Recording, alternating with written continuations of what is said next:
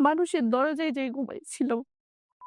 ও আমাকে বলে যে, "তুই তো অনেক কষ্ট করতেছিস। এখন তুই হচ্ছে একটা অ্যাপসে লাইভ কর। তোর তো মেকআপ ফেস ভালো।" বিগো অ্যাপস। হাসব্যান্ড বসে থাকতেন আমার বাচ্চা নিয়ে। আমি লাইভ করতাম একপাশে হাসব্যান্ড বসে। পাশে বসে থাকতো আমি লাইভ আর করতাম। আপনি হাসব্যান্ডকে দেখাইতেন না, শুধু আপনাকে দেখা যেত। হ্যাঁ, হ্যাঁ। তো তখন অব্দি মানে ওই লোকটা জানতো যে আমার হাসব্যান্ড আছে কিন্তু আমার সাথে নাই। মানে আমার হাসব্যান্ডের সঙ্গে আমার অ্যাফেয়ার নাই। আচ্ছা, কি তখন ভয়ঙ্কর চিন্তা করা যায়। সালামু আলাইকুম প্রিয় দর্শক এবং শ্রোতা। আল্লাহ সর্ব অবস্থায় আমাদের সবার মঙ্গল করুন। সবসময়ের মতো সেই দোয়া এবং শুভকামনা জানিয়ে শুরু করছি লাইফের একটি এপিসোড। যদি আপনি আপনার জীবন গল্প বলার জন্য আমাদের সঙ্গে যোগাযোগ করতে চান, সেক্ষেত্রে আমাদের একটি ফোন নম্বর রয়েছে। ফোন নম্বর হচ্ছে 09639887777। এছাড়া আপনি চাইলে আমাদেরকে মেইলও করতে পারেন sharemystory24@gmail.com। এই দুটো ঠিকানাই আমার ভিডিওর কোনাতে ফিক্স করে দেওয়া আছে। আপনারা চাইলে ওখান থেকে ঢুকে নেবেন। সো লাইফে আজকে কে রয়েছে একটু পরিচিত হই। নাম কি আপনার? জি, আমার নাম বয়স কত আপনার? আমার ২০০১ এ বার্থ অফ ডেট এ আছে। ২০০১ এ জন্ম আপনার। হুম, হুম। তার মানে আপনার ২৪ বছর বয়স ২০২৫ এ যদি বলি। জি। জন্ম জেলা? জন্ম জেলা নওগাঁ। নওগাঁতে। বলেন কি গল্প শুনি। আমার বয়স যখন ১ বছর, আমার ভাইয়ের বয়স ৫ বছর। জি। আমার আম্মু আমার আমাকে নিয়ে আমার ভাইকে রেখে আমার আমার বাবার আপন ফুফাতো ভাইয়ের সঙ্গে চলে আসেন। মানে চলে আসা এসে বলতে কি উনার সাথে সম্পর্ক ছিল? হ্যাঁ, হ্যাঁ, উনি মানে গ্রামের ভাষায় বলে পলায় গেছে। এরকম একটা কথা আরকি। বিয়ে করছে আরকি পলায় এসে। আমি যেহেতু ছোট ছিলাম, আমাকে ঢাকায় নিয়ে আসেন। তো ঢাকায় এসে আমার আম্মু গার্মেন্টস এ চাকরি করেন। আমার যে চাচা উনিও গার্মেন্টস এ চাকরি করেন। জি। আমাকে রেখে যেতেন বাসায় একা, একা। হুম। আমি একা, একা থাকতাম। তো থাকতে, থাকতে যখন আমার বয়স ২.৫ বছর, আমার একটু, একটু মনে পড়ে আরকি আবছা, আবছা। আমার বাবারা হচ্ছে ৪ ভাই। ৪ ভাই ৪ বোন। হুম। তো আমার আরেকটা চাচা একটু বখাটে টাইপের আরকি। আমার বংশের ভিতরে আমি একটাই মেয়ে। আমার আর কোনো বোন নাই আরকি। বাবার আদরের মেয়ে আমি। তো আমার বাবা আমার অনেক ভেঙে গেছে, মানে এক কথায় অসুস্থ হয়ে গেছে আমাকে আনার পরে। তো একটা মাঠের ভিতরে আমার আম্মুর পেটে ছুরি ধরছিল সন্ধ্যাবেলা। আপনার বাবা? না, আমার চাচা। যে "কে দিয়ে দে নয়তো হচ্ছে তোকে মেরে ফেলবো।" আমি প্রচুর ভয়ে কান্না করতেছিলাম। হুম। ওই মাঠে আমি দাঁড়ায় আছি আমার চাচার সঙ্গে। আমার আম্মু রুমে যেয়ে আমার কাপড়-চোপড় এনে আমার চাচার সঙ্গে আমাকে দিয়ে দেন। আচ্ছা, এগুলো আপনি কার কাছ থেকে শুনেছেন? এটা আমার আবছা, আবছা মনে আছে আড়াই হ্যাঁ, বছর বয়স। হ্যাঁ, হ্যাঁ। আচ্ছা। তারপরে আমার চাচা যখন আমাকে নিয়ে যান দেশে, দাদির কথা মনে পড়লেই আমার মানে কান্না চলে আসে অটোমেটিকলি। আমার বড় মা আরকি, আমার বড় চাচু। তো উনার হচ্ছে বাচ্চা-কাচ্চা হয়, মারা যায়। তো উনি আমাকে পালেন ৫ বছর পর্যন্ত। তারপর উনার বেবি কনসিভ করে। তো ৫ বছর বয়সে আমি আমার নানুর বাড়িতে আমার নানু অসুস্থ। তো আমার মামা বললেন যে, "দাও তাইলে আমার আম্মু অসুস্থ, ওখানে থাকতে পারবে। অন্তত ভালো খাইতে পারবে ২ বেলা।" আমার আব্বুকে আমি একসঙ্গে ৩ টা স্কুলে পড়াশোনা করছি। যখন যেখানে থাকতাম সেখানে গিয়ে পড়তেন। সেখানে বয়ে পড়তাম। হুম। তারপর কখনো আমাদের বাড়িতে থাকলাম, আমার নানুর বাড়ি আমাদের বাড়ি থেকে ৳১০ ভাড়া লাগে। মানে ভ্যান ভাড়া আরকি। কখনো নানু বাড়িতে থাকতাম। আমি ৬ বছর বয়সে আমার বাবাকে আমি রান্না করে খাওয়াইছি। আমার বাবা তখনও বিয়ে করেনি। আমার কথা ভেবে যে আমাকে কষ্ট দিবে। বাবা কি করতো আপনার আমার বাবা হচ্ছে ওই যে ওই সময়টাতে? কাঁচা সবজির ব্যবসা করতেন আরকি। যে আচ্ছা। এক জেলা থেকে আরেক জেলা নিয়ে যাইতেন এরকম। ওকে। আমার ভাই তখন ছিল। আমার ভাইয়ের রান্না আমার রান্না করতাম আমি। আমার ভাইকে স্কুলে ভর্তি করে দেয়, মাদ্রাসায় ভর্তি করে দেয়। ও একটু পড়াশোনা করতে চাইতো না। পরে আমার আরেকটা মামা চট্টগ্রাম থাকেন। তো ওই মামার কাছে পাঠায় দেয় আমার ভাইকে। দেওয়ার পর আমি একা হয়ে যাই। আমার বাবা অনেক রাত্রে আসেন, ১২টা ১টা এরকম টাইমে আসেন। বাচ্চা একটা মেয়ে, বাড়ি একা থাকি গ্রামে। যখন আমার দাদির বাড়িতে একটু ঘুমাইতে যেতাম, ঘুমাইতে দিত না। বলত, তোদের বাড়ি যাই ঘুমা।" বড় আম্মার বাড়িতে যেতাম, বলত কি, "ছুটি ঘর, এখানে ঢুকবি না।" কি ঘর? ছুটি ঘর, তখন আমার বড় আম্মার বাবু হইছে সবে। ও আচ্ছা। মানুষের দরজায় যেয়ে ঘুমাইছিলাম। এত কষ্ট করেছি। আমার দাদি কিন্তু চাইলেই আমাকে আদর যত্ন করে বড় করতে পারত। সেটা করেনি। আমি হচ্ছে লার্কি আছে না? গ্রামাঞ্চলে আমি রান্না করব, লার্কি শেষ হয়ে যেত। যদি আমার দাদির ওখান থেকে একটা আমাদের দেশে লারা বলে ওই যে ধান কেটে যে রাখে ওটা একটু নিয়ে এসে যদি জাল ধরাইতাম আমাকে মারতো। প্রচুর অত্যাচার করতো। মানে সৎ মায়ের মতো ব্যবহার করতো আমার দাদি। তো আমি স্কুলে যাইতাম, স্কুল থেকে এসে রান্না করতাম। এভাবে আব্বু আসতো অনেক রাত্রে আসতো, আমি সকালবেলা চলে যেত। তো আমি এভাবে পড়াশোনা করি। আর এভাবেই চলে নানির বাড়ি কখনো, কখনো আমাদের বাড়ি এভাবে যখন আমি 6 এ 7 এ পড়ি, আমার মা এর ভিতরে মাঝে, মাঝে কল দিতেন। আমাদেরই মানে যার মাধ্যমে আমার মার সম্পর্কটা হয় তাকে কল দিতেন। তখন তো বাটন ফোন ছিল, নোকিয়া ফোনগুলা। আমার মা একদিন ফোন দিয়ে বলতেছে, তখন ছোট বোন হইছে, এই ঘরে একটা রাখার মানুষ নাই। তুই চলে আয়। আমার না স্যার বিশ্বাস করেন মানে খুব ইচ্ছা করতো যে মাকে দেখবো, মা এখন কেমন হইছে। মানে আমি তো আফসা, আফসা মনে আছে আমার মার চেহারা। খুব ইচ্ছা করতো মার আদর। মানে দাদির অত্যাচারে বেশি আরো কষ্ট লাগতো। আমাদের গ্রামের সবাই আমাকে মানে আদর করে নিয়ে খাওয়াই দিত। যে যেমন ভালো-মন্দ রানলে নিয়ে খাওয়াইতো। কিন্তু আমার দাদি কখনোই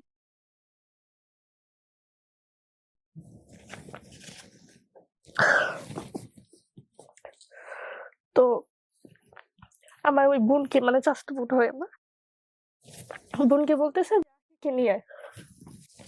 আমি আমার ওই বোনের সঙ্গে চলে আসি ঢাকাতে। আমার আব্বু আমার পা ধরে কান্না করছে, "যাস না।" আমি আব্বুর কথা না শুনে স্কুল ড্রেস পরে চলে আসছি কোন ঢাকায়। ক্লাসে পড়তেন? 7 এ পড়তাম। ঢাকায় চলে আসছি। আপনি যখন আসছেন তখন কি আপনার বাবা ম্যারিড? বিয়ে করছে আবার? না, বিয়ে করে নাই? আমি আসার ১ মাস পরে বিয়ে করছি। তারপর?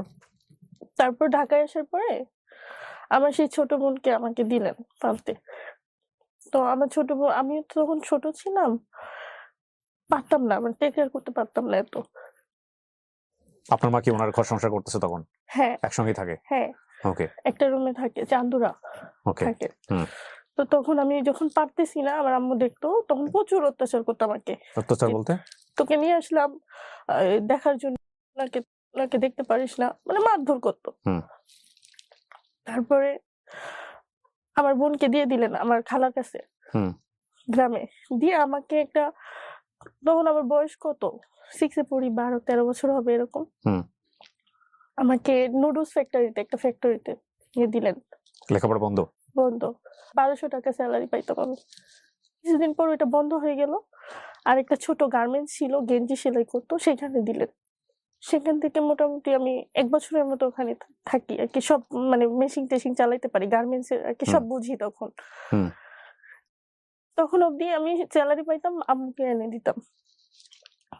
তো একদিন আমাকে এত বেশি মারে, তো আমি তখন হচ্ছে আমাদের রাস্তার সাথে বাসা তো, আমি বলতেছি আমি মরে যাবো, থাকবো না। গাড়ির নিচে যাবো এরকম আরকি বলতেছি। তখন আমার মা আমার চাচাকে বলতেছে, ফোন দিয়ে বলতেছে, "নিয়ে যা, জঙ্গল আসছে।" মানে বাজে বিহেভ করতেছে আরকি। তখন আমার চাচা বলল কি, আমার ফুপু আবার থাকে সিঙ্গাপুর। তো তখন আমার ফুপুর কাছে আমাকে পাঠায় দেন। হুম। আপনি মার কাছে থাকতে পারলেন না তার মানে? না। ওকে। তখন আমার ফুপুর কাছে পাঠায় দেন। আমার ফুপু আমাকে রানা প্লাজার ভাঙছে না ওই বছরটায়। হুম। আমাকে গার্মেন্টস এ দেয়। আমি ওখানে ২ বছরের মতো জব করি। হুম। তো জব করতে, করতে আপনার টিভি দেখতেছি, সিরিয়াল দেখতেছি। তো জিরো চ্যানেলে একটা এড আসছে ডান্সের, ডান্স শেখায় ডান্সের ক্লাবে। তো এড দেখে আমি নাম্বারটা নিই। নিয়ে তাদের সঙ্গে কথা বলি। হুম।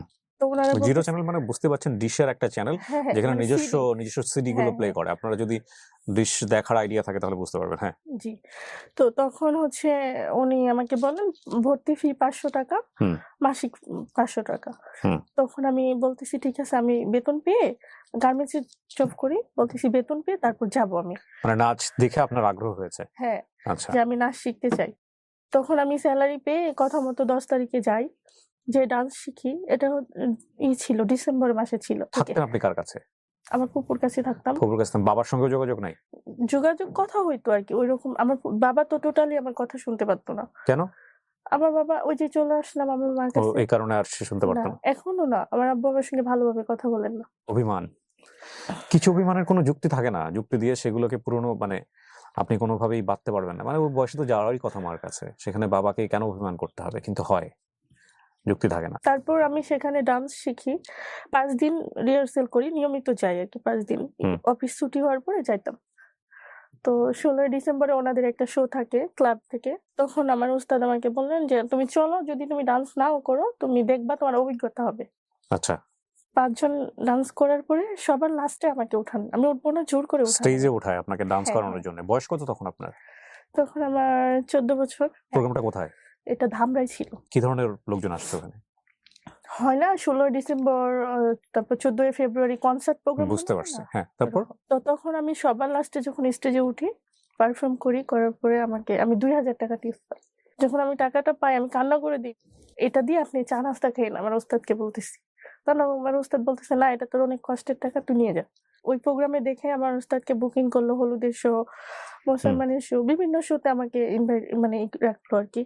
তখন আমার ওস্তাদ বলতেছে যে, "সপ্তাহে ৪-৫ টা শো আসতেছে তোকে নিয়ে, তুই চাকরি ছেড়ে দে।" মানে আমাকে গার্মেন্টসের চাকরি ছেড়ে হ্যাঁ, দেয়? আমার বেতন ছিল ৳৪২০০ জি। তখন। চাকরিটা ছেড়ে দেই।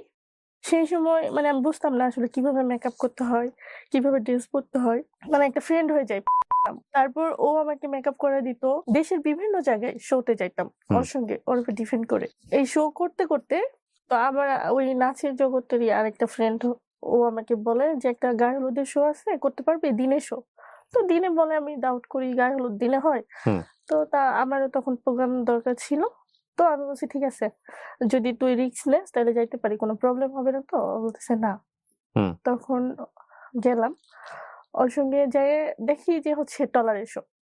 তো আমি স্টেজে উঠবো মানে নৌকায় উঠবো না। প্রচুর তর্কাতর্কি শুরু করে দিই। এত সিনক্রেট করছি যে আশেপাশে সব লোকজন জড়ো হয়ে গেছে। হুম। ওর ছিল প্রচুর পটানোর চেষ্টা করে, বোঝানোর চেষ্টা করে যে, "ওঠেন, কোনো প্রবলেম হবে না। আমরা আছি, আমরা হুম। দেখবো।" হুম। তো এমনভাবে পটাইছে যে আমি উঠে গেলাম। নৌকাতে ওঠার পরে কোনো প্রবলেম হয় নাই। হুম। উনার কথা অনুযায়ী উনি প্রচুর টেক কেয়ার করছে আমাকে। সকাল ১২ টায় গেছি, সন্ধ্যায় ৫ টায় হুম। মানে নামায় দিছে। পেমেন্টটা দেয় নাই। এই মেয়েটা অতিরিক্ত ভাব দেখাইছে, পেমেন্ট দিব না। কে বলেছে এটা? মানে তাদের দল এরা বলছে আরকি। ওকে। তখন আমি বলছি, "পেমেন্ট লাগবে না। আমার প্রচুর ক্লান্ত লাগতেছে। আমি বাসায় যাবো।" তারপর বাসায় যেয়ে উনি আমার নাম্বারটা কিভাবে রাখছে আমি জানি না। তো জি। আমাকে কল দেন, কথা বলেন।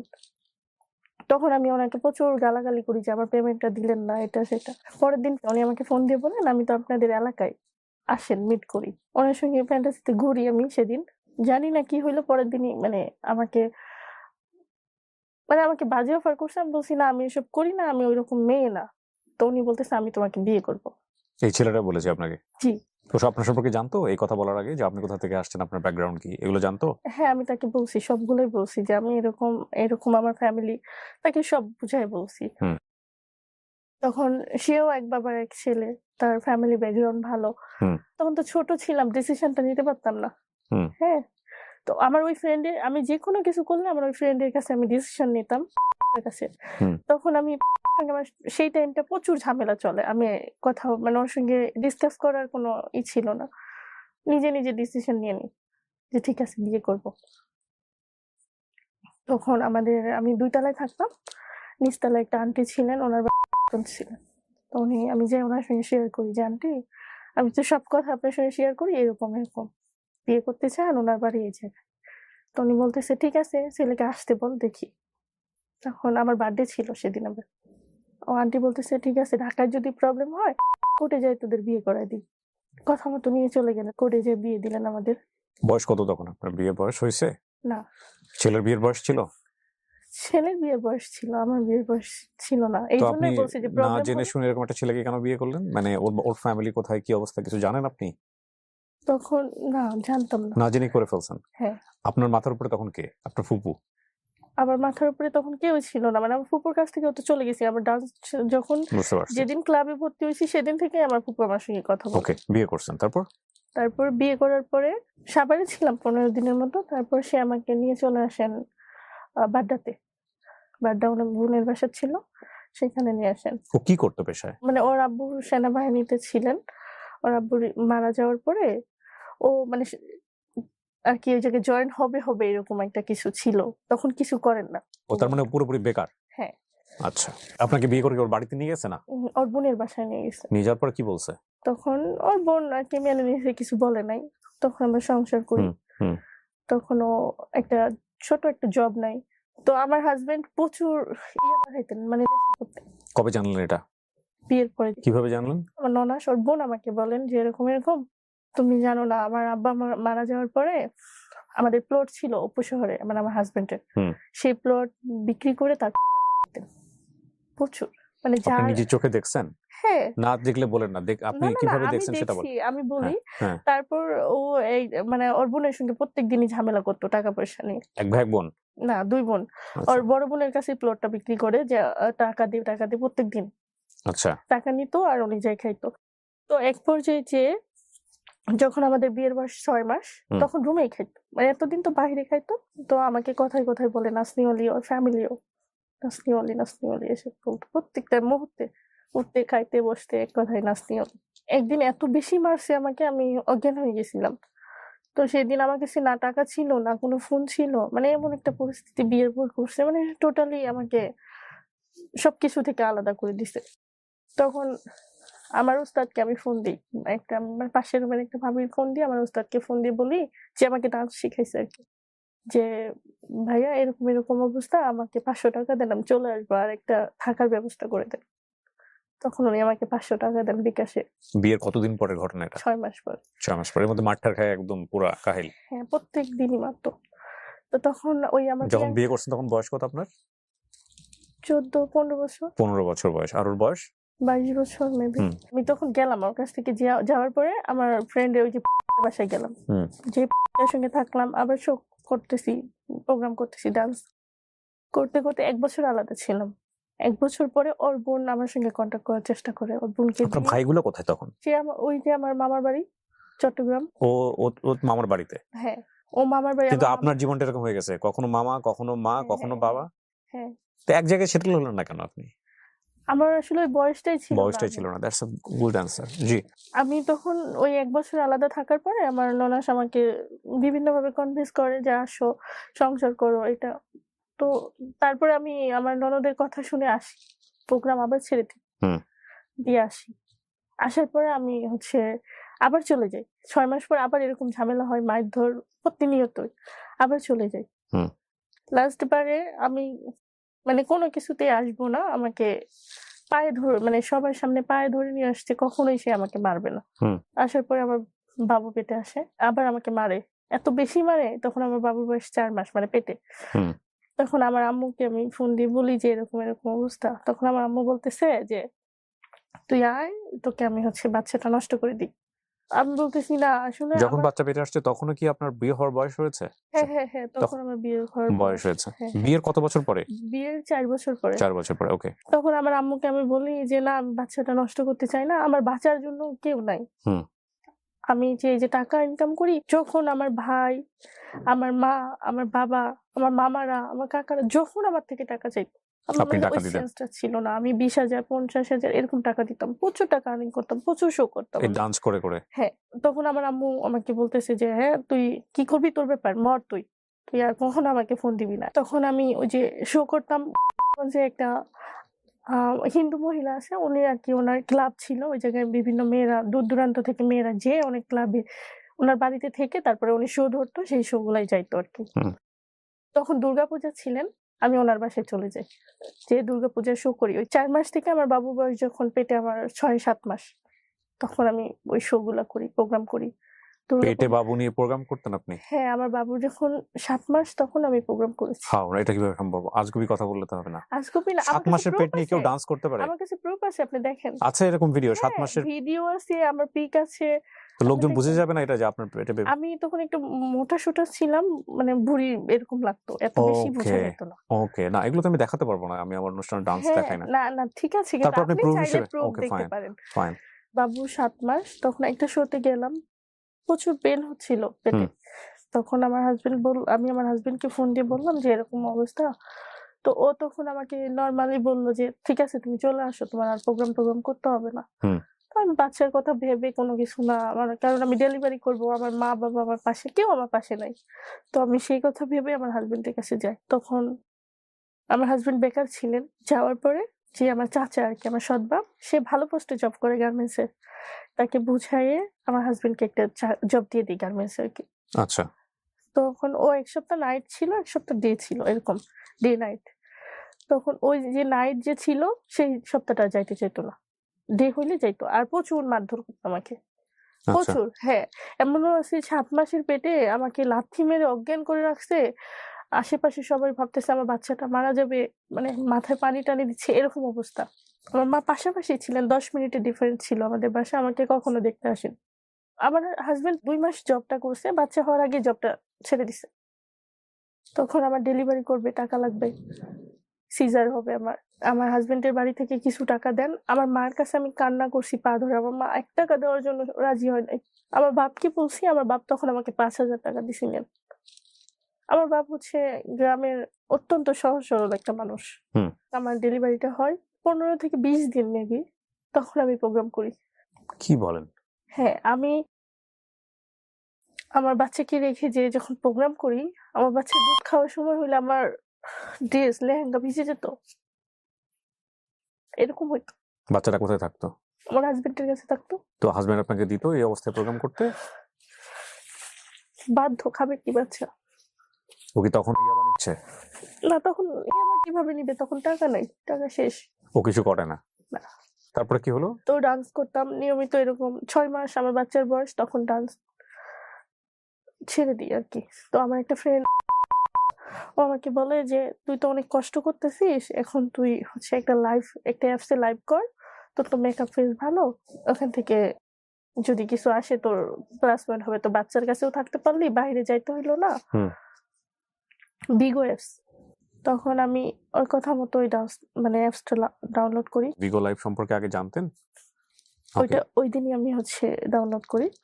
করার পরে একটা এজেন্সির মাধ্যমে লাইভ করি। এজেন্সি বলতে আমি বিস্তারিত জানতে চাই। ওই অ্যাপসে গেলেই বলে হোস্টিং নিবেন নাকি, মানে বিভিন্ন এজেন্সিরা হচ্ছে বলে হোস্টিং নেন। এজেন্সির লাভ কি আপনাকে হোস্টিং? এজেন্সির লাভ হচ্ছে যে আমার আইডিতে যদি আমাকে কেউ যদি হচ্ছে ২০,০০০ ডায়মন্ড গিফট করে, মানে ওখানকার কয়েন আরকি, ২০,০০০ ডায়মন্ড গিফট করে, তো এটা থেকে ডলার আসবে, ১৯,০০০ টাকা পাবো আমি।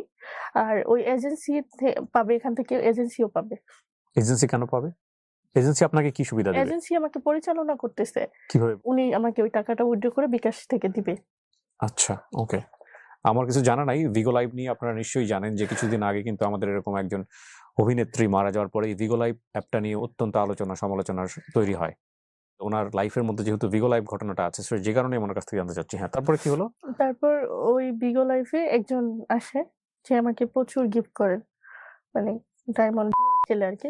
খেলে আমাকে গিফট করেন। তখন আমি ওনার সাথে কি কথোপকথন হয়? মানে কথা বলা যায়? কথা হয় তখন আমার। আচ্ছা। উনি আমাকে প্রচুর লোভ লালসা দেখায়। তখন এরকম আমার স্টোরিটা বলি, আমি ডান্স করতাম। তো উনি আমাকে বলে যে, "লাইভ করতে হবে না। তুমি কত টাকা পাও লাইভে? আমি দিব। তোমার লাইভে আর আসতে হবে না।" তখন আমি এটা আমার এজেন্সিকে জানাই। বলে কি, "না, এসব ফালতু। এরকম কত আসবে তোমার? কত গেস্ট আসবে? সবাইকে ধরে রাখতে হবে। সবাইকে মিষ্টি, মিষ্টি কথা বলে ধরে রাখো।" প্রচুর টাকা নষ্ট করতো। মানে ওই জুয়া খেলতেন, আমাকে গিফট করতেন। আমি হচ্ছে মাসে ৩০,০০০, ৪০,০০০ টাকা উঠাইতাম তখন ঘরে বসে ওই ভিডিও থেকে। টাকাটা কোথায় আসতো? বিকাশে? বিকাশে। হাসব্যান্ড বসে থাকতেন আমার বাচ্চা নিয়ে, আমি লাইভ করতাম। একপাশে হাসব্যান্ড বসে পাশে বসে থাকতো আমি লাইভ আর করতাম। আপনি লাইভ হাসব্যান্ডকে দেখাইতেন না, শুধু আপনাকে দেখা যেত। হ্যাঁ, হ্যাঁ। তো তখন অব্দি মানে ওই লোকটা জানতো যে আমার হাসব্যান্ড আছে কিন্তু আমার সাথে নাই। মানে আমার হাসব্যান্ডের সঙ্গে আমার অ্যাফেয়ার নাই। আচ্ছা, জানতো। সেপারেশনে আছেন। হ্যাঁ, এটা জানতো। হাসব্যান্ডের কথা বললে তো অবশ্যই আমাকে গিফট করবে না। তখন আমারও মানে একটা ভিতরে কাজ করতো যে আমার বাচ্চা নিয়ে আমাকে ভালো থাকতে হবে। আমার হাসব্যান্ডের সঙ্গে আমার প্রচুর ঝামেলা হয়। প্রত্যেকদিনই ঝামেলা হয় বিগো লাইফ নিয়ে। কেন? ওই যে ছেলেটা আমাকে ফোন দেয়, কথা বলতে হয়। এটা তো আপনার হাসব্যান্ডও জানে। টাইম দিতে হয় ওই ছেলেটাকে। এইজন্য আমার হাসব্যান্ড জেলাস ফিল করতো আর আমার সঙ্গে ঝামেলা করতো। আবার কিছু বলতেও পারে না, কারণ ওর কাছ থেকে তো টাকা আসে। হ্যাঁ, হ্যাঁ। কি তখন ভয়ঙ্কর, চিন্তা করা যায়। এরকম হতে, হতে একদিন আমার হাসব্যান্ডের সঙ্গে প্রচুর ঝামেলা হয় ঈদের আগে। তখন আমি বলি যে আমি বাড়ি যাবো। ওই ছেলেটা তখন আমাকে ১০,০০০ টাকা পাঠান। আপনার হাসব্যান্ড ছেড়ে দিতে বলে আপনি ছাড়েননি কেন? বলি, তখন আমি বাড়ি যাই। ছোট থেকে এই পর্যন্ত মেবি ৩ বার গেছি হুম। গ্রামের বাড়িতে। মানে এত কেউ কেয়ার করে না, এইজন্য আমি যাই না। আর যখন টাকা দিতাম তখন কেয়ার করতো, তখন ২ বার গেছিলাম। ভিগো লাইভে আপনি যে ডান্স করতেন, এখানে কি সবাই দেখতে পেত নাকি শুধু উনি দেখতেন? সবাই দেখতে পারত। ওয়ার্ল্ডের সবাই। যে কেউ? হ্যাঁ। তাহলে উনি শুধু আপনাকে গিফট করতে কেন? উনি সহ আর অনেকেই অনেকেই গিফট gift করতো, বাট করতো। উনি হচ্ছে টপার থাকে না? কে কার টপে থাকবে এরকম ও একটা আচ্ছা, হুড়াহুড়ি লেগে পয়সা যেত। দিয়ে আসলে কে কার টপে থাকবে এরকম। হ্যাঁ, হ্যাঁ। প্রবাসী যারা থাকে আরকি বিশেষ করে। আমার হাসব্যান্ড একদিন লাইভ করা অবস্থায় আমাকে মারধর করে। ভিগোর মধ্যেই? হ্যাঁ। আচ্ছা, ঠিক আছে, ডান্স দেখতেছে সেটা তার ব্যক্তিগত রুচি। কিন্তু যে ডান্স ফ্রি দেখা যায়, সেখানে কেন এত টাকা ব্যয় করে লোকজন? ওইটা হচ্ছে জুয়া খেলে, ওরা জুয়া খেলে দেয় আর কি, এটাই। আইডিয়া ক্লিয়ার হলাম না, বাট এটা আমার লাইফে হয়েছে এবং ওখানে গিয়ে যে টাকা পয়সা ইনকাম করা যায় এটা নতুন কথা না। তারপরে আপনাকে হাজবেন্ড লাইভের মধ্যে মায়ের, ওই ছেলেটা কোথায় থাকে তখন? দেশে থাকে না দেশের বাইরে? বাইরে থেকে, সৌদি দেশের আরবে। বাইরে থাকে। বেশিরভাগ অর্থ কিন্তু এই দেশের বাইরে যারা থাকেন এরাই এই কাজগুলা করেন। কেন করেন আমি জানি না, এত কষ্টের টাকা আপনাদের, এত কষ্টের টাকা। জি, তারপর? তারপর উনি আমাকে বলেন আমার হাজবেন্ডকে ডিভোর্স দিয়ে দিতে, উনি আমাকে টাকা দেন, হুম। আলাদা বাসা নিতে বলেন। আমার হাজবেন্ড আমাকে মারছে, এটা একটা ক্ষোভ ছিল, রাগ ছিল আমার। হুম। তো ওনার কথা মতো আমি চলে যাই বাসা থেকে, যে হুম। বাসা নিয়ে আলাদা আমার আরেকটা ফ্রেন্ডের সাথে। ও ডান্স করতো আগে, মানে তারপর ডান্স ছেড়ে দিছে, হুম। মানে গ্রাম থেকে ঢাকায় আসছে আর কি। তো হুম। ওর সঙ্গে যোগাযোগ করে একটা ফ্ল্যাট নিয়ে নেই। হুম। আমার বাচ্চা আর আমি থাকবো, উনি আমাকে চালাবে। টাকা দিতেন প্রত্যেক মাসে, 2-3 মাসে এইভাবে চালালেন আমাকে। ডিভোর্স কি দিয়ে দেন আপনার হাজবেন্ডকে? না, তখনও অব্দি ডিভোর্স দেই নাই আমি। আচ্ছা, আমাকে এভাবে চালান। তখন আমার 3 ওনার মাস সাথে আপনার সম্পর্কটা কেমন তখন? মানে আপনার গভীর। হাজবেন্ড গভীর, মানে আমি যেটা জানতে চাচ্ছি যে আপনার হাজবেন্ড তখন আছে, ডিভোর্স হয় নাই। না, আপনার বাচ্চার বয়স কত? আমার বাচ্চার বয়স তখন 7 মাস, 8 মাস। 7 মাস। আর ওনার সাথে সম্পর্ক গভীর বলতে?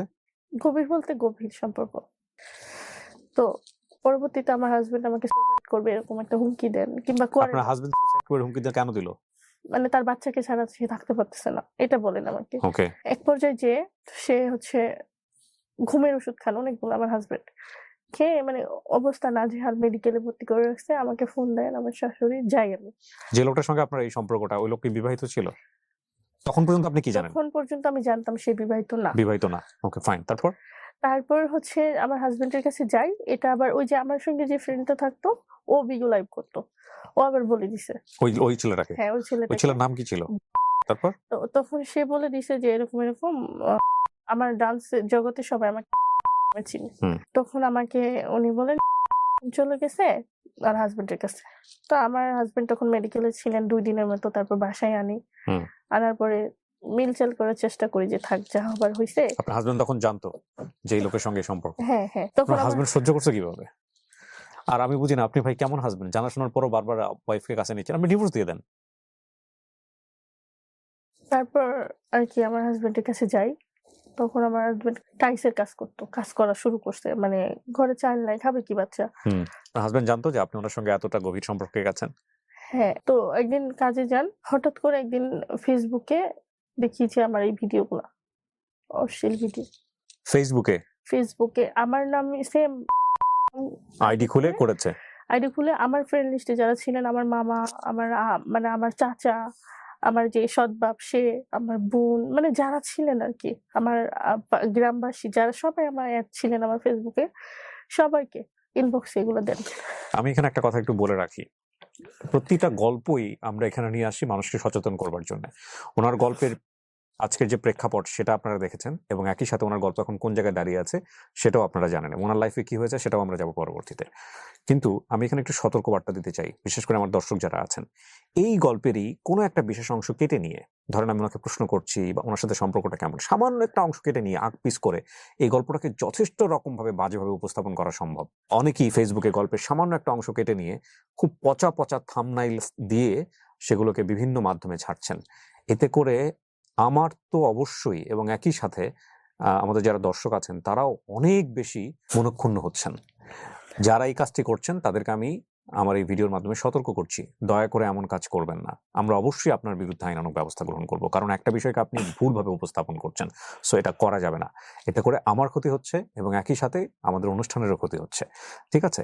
কোনো কথার একেবারে শুরু শেষ পর্যন্ত না শুনে শুধু সামান্য একটু অংশ শুনে আমাদের দেশের মানুষ কিন্তু অনেক বেশি জাজমেন্টাল, অনেক বেশি ওপিনিয়ন দিতে পছন্দ করেন। সো দয়া করে এই কাজটা করবেন না।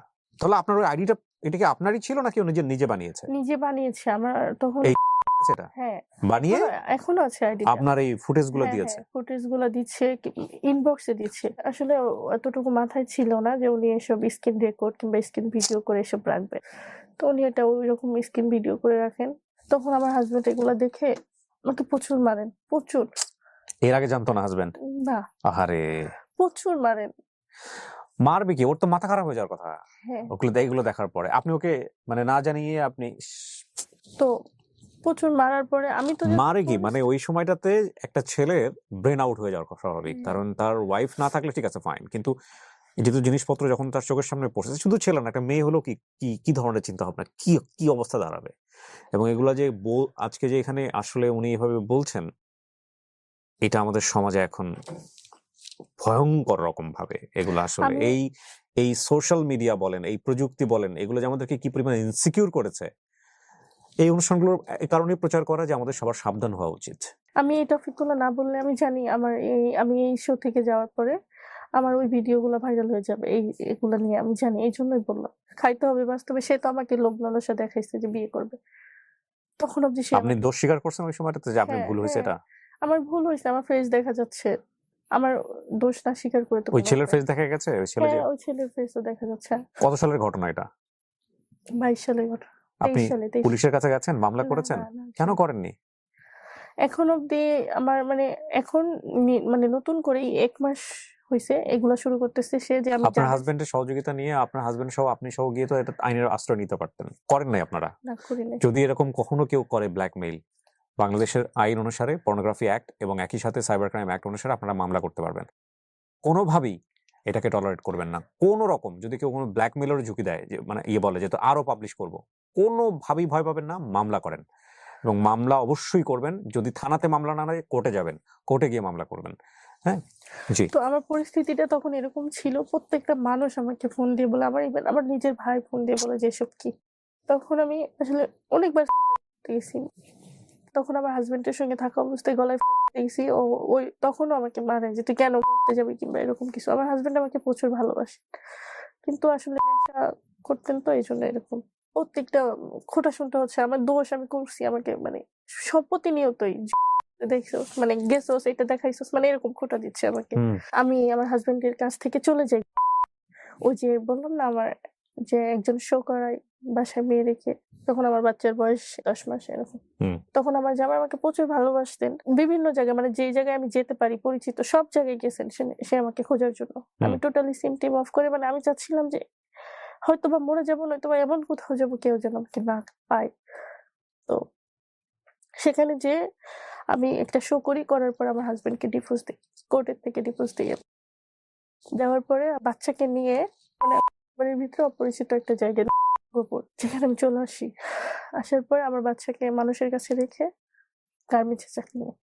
এগুলো সব ছেড়ে ছুটে দিয়ে টোটালি মানে যাতে আমাকে কেউ কোথাও না পায়। তখন কি সম্পর্ক আপনার তো তখন আমার লাইফটা অলরেডি হেল্প করে দিচ্ছে। সাথে কমিউনিকেশন আছে তখন মানে আপনার? কারোর সঙ্গে না, আমার হাজবেন্ডের সঙ্গেও না, সঙ্গেও না। তারপর আমি এখন গার্মেন্টসে চাকরি করি। এখন মানে আমাকে কোনোভাবে কনভিন্স করতে মানে পারতেছে না আমার মাকে। আমার মার নাম্বার ওর কাছে আছে। আমার মাকে ফোন দেন দিয়ে বিভিন্নভাবে ট্রেড করেন যে এগুলো আরো পাবলিক করবে আরো ছাড়বে। আপনার মার নাম্বার পেলো কিভাবে? গভীর সম্পর্ক ছিল সেখান থেকেই দেওয়া সবকিছু শেয়ার করছে। সবকিছু হ্যাঁ। আমার মা আমাকে ফোন দিয়ে প্রতিনিয়তই বকে যে এরকম। তো এখন ইদানিং যা করতেছে যে হচ্ছে আমার যাদের সঙ্গে শো করছি মানে প্রোগ্রাম করছি বিভিন্ন অ্যারেঞ্জার তাদের সঙ্গে তো একটা ডান্স প্রোগ্রামে গেলে সেলফি তো তুলে ফেসবুকে ছাড়ে যে আমরা প্রোগ্রামে আসছি। তো ওই যে অশ্লীল পিক গুলা পাশাপাশি দাঁড়ায় মানে সেলফি উঠাইছি ওই মাঝখানে অশ্লীল পিক দিয়ে ছাড়তেছে ওই আইডি। এই ছেলের যে কাজটা করছে আপনি নিশ্চিত ওই করতেছে? হ্যাঁ। ওর বাড়ি কোথায় আপনি জানেন? হ্যাঁ। ওর বাবা মায়ের ঠিকানা জানেন? না ওর বাবা মার ঠিকানা জানি না কিন্তু ওর বাড়ি কোথায় কোন থানাতে বাড়ি এগুলো বের করতে পারছেন আপনি? এইটার হচ্ছে আপনি অবশ্যই আইনানুগ ব্যবস্থা গ্রহণ করতে পারবেন। এটা তো বাংলাদেশের আইনেই আছে। এটা ব্ল্যাকমেইল করার কোনো সুযোগ নাই। আপনি উনি যদি বাংলাদেশে নাও আসে, আপনি ওনার পরিবারের নাম বা সমস্ত কিছু মেনশন করে আপনি থানায় যান, অন্তত একটা জিডি করেন, আপনি আইনানুগ ব্যবস্থা গ্রহণ করেন। সারা জীবন ব্ল্যাকমেইল করবে। হ্যাঁ, তো এখন ওদেরকে ব্ল্যাকমেইল করতেছে আমার সঙ্গে কন্টাক্ট করে দিতে বলতেছে ওরা। মানে ওনার সঙ্গে যারা ছবি তুলেছে তারাও এখন বিপদে আছে। তো এখন ওরা ওই যে স্ক্রিনশট আছে আমার কাছে ওরা আমাকে বিভিন্ন ভাবে মানে এক কথাই রাগারাগি করতেছে আমার সঙ্গে। এটা এই রিসেন্টলি ঘটনা। তো আপনার চলে কিভাবে এখন? গার্মেন্টসে জব করি। সাবেক স্বামী মানে এখন তার স্বামী নেই, আপনি ডিভোর্স দিয়ে দিয়েছেন। কত বছর আগে দিয়েছেন? 2 বছর হয়ে গেছে। উনি আর যোগাযোগ করে আপনার সঙ্গে? বাচ্চার সঙ্গে কথা বলে। আপনাকে চায় না? চাই মানে আমি চাচ্ছি না কারণ গেলে আবার ওই প্রতিনিয়তই খোঁটা শুনতে হবে। আপনি তাকে মন থেকে ভালোবাসেন আপনার হাজবেন্ডকে? অবশ্যই। সবচেয়ে বড় ক্ষতিটা তো এটাই করছেন। একটা কথা বলি, বলে অনুষ্ঠানটা শেষ করব। সংসারে হাজবেন্ডের সঙ্গে অশান্তিতে আছেন, সংসারে ওয়াইফের সঙ্গে অশান্তিতে আছেন, সেই অশান্তির লাঘবের জন্য যদি থার্ড পার্টি কাউকে আশ্রয় দেন, আপনি যদি মনে করেন এতে আপনি শান্তিতে থাকবেন, আপনার চেয়ে বোকার পৃথিবীতে কেউ নাই। থার্ড পার্টি যদি আপনার ফার্স্ট পার্টি হয়, তাহলে আপনি বর্তমানে যার সঙ্গে আছেন তাকে বাদ দেন আগে, বাদ দিয়ে তারপর তার কাছে আপনি যান। এক্সিস্টিং একটা জায়গায় থাকার পরে আপনি সাইডে আরেকজনকে রেখে যদি মনে করেন যে আপনি শান্তিতে থাকবেন, আপনার সেই শান্তি হয়তো বা কিছুদিনের জন্য হয়তো শান্তিকর মনে হবে, but you don't know the result কতটা ভয়ানক হইতে পারে এটা আপনি বুঝবেন কিছুদিন পরে। ঠিক আছে, সো যারা এসবের মধ্যে আছেন তারা সিদ্ধান্ত নেন। এক হচ্ছে আপনি আপনার হাজবেন্ডের থেকে বা ওয়াইফ থেকে বের হয়ে যান, যে আপনি সংসারে ভালো লাগছে না, সে বের হয়ে যাওয়ার রাইট আপনার আছে। তারপরে আপনি যা করেন আপনার লাইফ নিয়ে করেন। কিন্তু থাকা অবস্থায় আপনি একজন, যেটাকে চিট বলি আমরা, থাকা অবস্থায় আপনি এই যে জিনিসগুলো করছেন, কি ভয়ঙ্কর, কি ভয়ঙ্কর। আমি তো আপনার হাজবেন্ডকে বলবো যে খুব ভালো মানুষ, শোনেন কিছু মনে করেন না, হ্যাঁ, এরকম জিনিস ধরা পড়ে। ভালো মানুষও বলি কিভাবে ভাই আপনাকে বলেন তো? আপনার সামনে আপনার ওয়াইফ ভিগো লাইভ করতেছে, আপনার সামনে আপনার ওয়াইফ ডান্স করে করে আপনারে খাওয়াইতেছে মিয়া। আপনার এই প্রসঙ্গ আসলেই তো আপনারকে নিয়ে আর তো কিছু বলার থাকে না। আপনি এতটুকু দিচ্ছেন তো বাকিটুকু সে করবে না? মানে আমার বক্তব্যগুলো খুব পার্সোনালাইজড হয়ে যাচ্ছে। আমি বরং ইন জেনারেলি বলতে চাই, যে কোনো বিপদগামিতার সাময়িক আনন্দ দিলেও এটা ফলাফলটা খুব ভয়ানক হয়ে যায়।